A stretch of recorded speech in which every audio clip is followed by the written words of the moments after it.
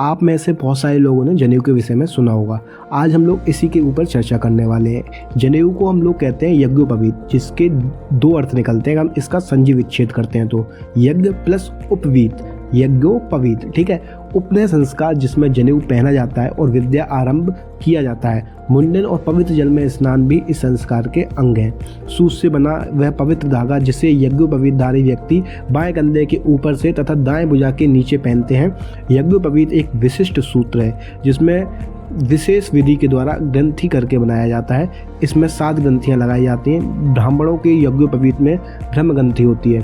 3 सूत्रों वाले इस यज्ञोपवीत को गुरु दीक्षा के बाद हमेशा धारण किया जाता है। 3 सूत्र कौन कौन से हैं? ब्रह्मा विष्णु महेश के प्रतीक है ये 3 सूत्र।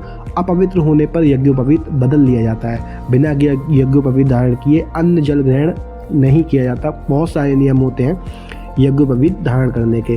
कौन कौन से नियम होते हैं, इससे क्या क्या लाभ होते हैं, क्या वैज्ञानिक लाभ हैं और क्या हमें आंतरिक लाभ होते हैं, वो सारी चीज़ें हम लोग आज के इस वीडियो में जानने वाले हैं। देखो, यज्ञोपवीत धारण करने के कुछ मंत्र होते हैं जिसको मैं आपको आगे चल के बताऊँगा। साथ ही साथ यज्ञोपवीत को उतारने के भी कुछ मंत्र होते हैं, वो भी मैं आपको बात बताऊँगा।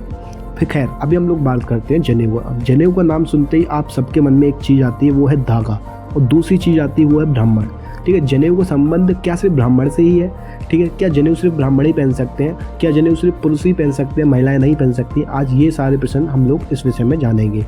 खैर, अगर मैं जनेऊ की बात करूं तो जनेऊ के और भी नाम होते हैं। उपवीत, यज्ञसूत, व्रतबंध, बलबंध, मौनीबंध और ब्रह्मसूत्र और यज्ञोपवीत भी इसके नाम होते हैं जनेऊ को। ये सारे नामों से भी हम लोग जानते हैं। खैर, आप में से बहुत सारे लोगों को पता होगा कि हिंदू धर्म में 24 संस्कार होते हैं, जिसमें 16 संस्कार प्रधान होते हैं और 8 संस्कार हमारे उप संस्कार होते हैं।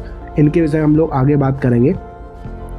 जो 16 संस्कार हमारे जो प्रधान संस्कार होते हैं, उनमें से एक संस्कार होता है उपनयन संस्कार। उपनयन संस्कार के अंतर्गत ही हम लोग जनेऊ पहनते हैं, जिसे यज्ञोपवीत धारण करने वाले व्यक्ति को सभी नियमों का पालन करना अनिवार्य होता है। ठीक है, अगर हम उपनयन शब्द का शाब्दिक अर्थ समझें तो वह सन्निहित ले जाना, और उपनयन संस्कार का अगर हम लोग अर्थ समझें तो वह ईश्वर और ज्ञान के पास ले जाना। हिंदू धर्म में प्रत्येक हिंदू का कर्तव्य है कि जनेऊ को वो पहने और नियमों का पालन करे। हर हिंदू को जनेऊ नहीं पहन सकते, 3 वर्ण के लोग ही जनेऊ पहन सकते हैं। खैर, हमारे शास्त्रों में वर्ण ये है कि 3 वर्णों के जो लोग हैं वो जनेऊ पहन सकते हैं, लेकिन जो चौथा वर्ण है जिसे हम शूद्र वर्ण कहते हैं, ठीक है, वो जनेऊ पहन सकते हैं, लेकिन केवल गले में पहन सकते हैं। पूरा लंबा जनेऊ वो लोग धारण नहीं कर सकते। ठीक है, जनेऊ होता है वो माता का बालक होता है, और जो दूसरा बालक होता है फिर वो धर्म का बालक हो जाता है। ठीक है, और जब हम लोग जनेऊ धारण कर लेते हैं उसके बाद हमको यज्ञ करना और स्वाध्याय करने का अधिकार प्राप्त हो जाता है। ठीक है, अगर हम सीधा मतलब समझे तो जो शूद्र लोग हैं वो लोग शिक्षा ग्रहण नहीं करते, इसलिए उनको जो है यज्ञोपवीत नहीं किया जा सकता, जनेऊ उनको नहीं पहनाया जा सकता। अगर वो लोग भी अगर शिक्षा ग्रहण करें तो वो लोग भी जनेऊ पूरा पहन सकते हैं। अगर हम लोग बात करें महिलाओं की, तो वो महिलाएं जो आजीवन ब्रह्मचर्य का पालन करती हैं वो जनेऊ धारण कर सकती हैं, लेकिन जो महिलाएं विवाह करती हैं वो लोग जनेऊ धारण नहीं कर सकती। उनकी विवाह को ही उपनयन संस्कार से जोड़ दिया जाता है, उनका दूसरा जन्म मान लिया जाता है। उपनयन संस्कार का अर्थ यही है कि दूसरा जन्म, द्विज बालक का जन्म होना मानते हैं इसको। अगर हम जनेऊ का आध्यात्मिक महत्व समझें तो जनेऊ का जो 3 सूत्र हैं उनको हम प्रतीक मानते हैं त्रिमूर्ति के, यानी कि ब्रह्मा विष्णु और महेश 3 सूत्र हैं। ठीक है, उसके अंदर भी 3 सूत्र और होते हैं, देव ऋण, पितृ ऋण और ऋषि ऋण। उसके अंदर के जो 3 सूत्र हैं वो सत्व, रज और तम के प्रतीक होते हैं। साथ ही 3 सूत्र गायत्री मंत्र के 3 चरणों के भी प्रतीक माने गए हैं। तो 3 आश्रमों के प्रतीक भी इनको हम लोग कह सकते हैं। जनेऊ एक तार में 3 तार उसके होते हैं। अगर कुल तार की हम बात करें तो जो संख्या होती है वो 9 होती है।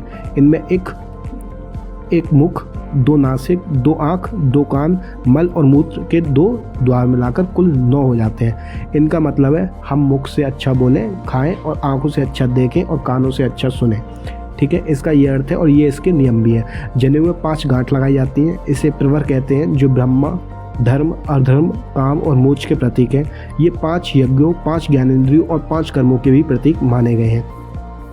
अगर मैं जनेऊ की लंबाई की बात करें तो जनेऊ की जो लंबाई होती है वो 96 अंगुल होती है, जिनमें से 64 कलाओं और 32 विद्याओं को सीखना का प्रयास करना चाहिए जो भी व्यक्ति जनेऊ को धारण करता है। 64 कलाएं कौन कौन सी हैं वो भी हम जान लेते हैं, और 32 विद्याएं कौन कौन सी हैं। अगर हम 32 विद्याओं की बात करें जिसमें 4 वेद, 4 उपवेद, 6 अंग, 6 दर्शन, 3 सूत्र ग्रंथ और 9 अड़यंक मिलाकर ये हमारे 32 विद्याएं बनती हैं। 64 कलाओं की बात करें तो वास्तु निर्माण, व्यंजन कला, चित्रकारी, साहित्य कला, दस्तकारी, भाषा, यंत्र निर्माण, सिलाई, कढ़ाई, बुनाई, दस्तकारी, आभूषण निर्माण, कृषि ज्ञान आदि तरह के ये हमारी 64 कलाएं के अंदर आ जाती हैं। अगर मैं जनेऊ की लाभ की हम लोग अगर इसमें बात करते हैं तो जनेऊ के हम लाभ देख लेते हैं कौन कौन से होते हैं। देखो, जनेऊ में हमारे शरीर के अंदर जो है 365 एनर्जी पॉइंट होते हैं। अलग अलग बीमारियों के लिए अलग अलग पॉइंट असर करते हैं। कुछ पॉइंट कॉमन भी होते हैं जिनको हम एक्यूप्रेशर भी बोलते हैं, ठीक है। अगर हम 2-3 मिनट तक उसको दबाएं तो हमें जो है जनेऊ से यही काम होता है। वैसे तो अगर हम 2-3 मिनट तक उसको दबाएं तो हमारा जो प्रॉब्लम है वो सॉल्व हो जाती है, ठीक है। जो भी हमें परेशानी होती है और जो भी दिक्कत होती है वो हमारी सॉल्व हो जाती है। देखो, कौन कौन से प्रेशर है वो कैसे कैसे वर्क करते हैं थोड़ा सा हम लोग जान लेते हैं। कान के जो नीचे वाले हिस्से होते हैं उसको रोजाना 5 मिनट अगर हम मसाज करें तो हमारी जो यादाश्त होती है वो बहुत तेज़ हो जाती है, ठीक है। और अगर उसी के पास छोटा सा और होता है, अगर उसको भूख कम करने के लिए उसको अगर हम दबाएं तो भूख कम हो जाती है। आधा घंटा पहले खाने से, ठीक है, उसको दबाते हैं तो हमारी जो भूख है वो कम होने शुरू हो जाती है। कान के बाहर छोटे वाले हिस्से में, ठीक है, 2-3 मिनट से उंगलियों से अगर उसको दबाएं तो भूख कम लगना हमको शुरू हो जाएगी। और वहीं एक छोटा सा पॉइंट और है, उससे हमारा प्यास भी कम हो जाती है। निर्जला व्रत में लोग इसको दबाने से प्यास कम लगने लगती है। इसी के साथ अगर हम लोग आगे बात करें तो इसकी हमें और क्या सुविधाएं मिलती हैं और क्या इससे हमारे लाभ होते हैं, इसका उपयोग क्या होता है। डिप्रेशन, सिर दर्द, चक्कर, सेंस ऑर्गन यानी कि नाक, कान और आँख से जुड़ी बीमारियां भी राहत मिलना शुरू हो जाती हैं। और अगर हम लोग बात करें जो उपनयन संस्कार जिनके होते हैं, जिसको बुरे बुरे सपना आते हैं, जो जनेऊ धारण करता है उसको बुरे सपना आना भी बंद हो जाते हैं। जनेऊ जो है हृदय के पास से गुजरता है तो उसको हार्ट अटैक आने की बीमारी भी कम हो जाती है। जनेऊ पहनने वाला व्यक्ति सफाई का बहुत अच्छे से ध्यान रखता है तो उसको बहुत ज़्यादा बीमारियाँ भी नहीं होती हैं। और अगर हम इसके बात करें तो कान में जनेऊ लपेटने से मनुष्य में सूर्य नाड़ी का जागरण हो जाता है। कान पर जनेऊ लपेटने से पेट संबंधी रोग और रक्तचाप की समस्याएं भी कम हो जाती हैं। जनेऊ की बात करें तो जनेऊ दूसरा जन्म बोलते हैं। जनेऊ यानी कि दूसरा जन्म, पहला माता के गर्भ से द्वारा और दूसरा धर्म में प्रवेश माना जाता है। अगर दूसरी बात करें तो उपनयन यानी ज्ञान के नेत्रों का जागरण होते हैं। उपनयन संस्कार से ज्ञान के नेत्रों का जागरण हो जाता है। यज्ञोपवीत यानी कि यज्ञ और हवन करने का अधिकार हमको प्राप्त हो जाता है। जनेऊ धारण करने वालों को पूर्व जन्मों के जो बुरे कर्म होते हैं वो भी नष्ट हो जाते हैं। जनेऊ धारण करने से आयु, बल और बुद्धि में वृद्धि होना शुरू हो जाती है। जनेऊ धारण करने से शुद्ध चरित्र और जब तब की वृत्ति में प्रेरणा मिलती है। जनेऊ से नैतिकता एवं मानवता के पुण्य कर्तव्यों को पूर्ण करने का आत्मबल मिलता है।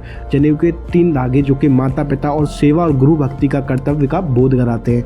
यज्ञोपवीत संस्कार बिना विद्या प्राप्ति, पूजा पाठ, व्यापार करने का कोई भी अर्थ नहीं है। बिना यज्ञोपवीत धारण किए वो सारा कुछ निरर्थक है।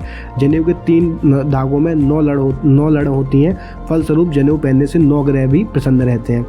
शास्त्रों के अनुसार जो बालक हैं, जो ब्राह्मण बालक हैं उनको 9 वर्ष और क्षत्रिय बालक को 11 वर्ष, वैश्य बालक को 13 वर्ष के पूर्व ही उपनयन संस्कार करा लेना चाहिए। अगर इसी के साथ साथ हम और भी इसमें अगर हम बात करें जैसे यज्ञोपवीत धारण करने से संबंधित और अगर आपको जानकारी चाहिए कौन कौन सी सिद्धियाँ इससे मिलती हैं तो मैं आपको एक वीडियो में लिंक डिस्क्रिप्शन में डाल दे रहा हूँ। उसको आप देखिएगा, आपको बहुत सहायता मिलेगी। अगर आप लोग जानना चाहते हैं टाटा क्या होता है योग के अंदर और उससे कौन कौन सी सिद्धियाँ मिलती हैं तो उसकी भी लिंक मैं डिस्क्रिप्शन में डाल दूँगा, वहाँ से आप लोग देख लीजिएगा।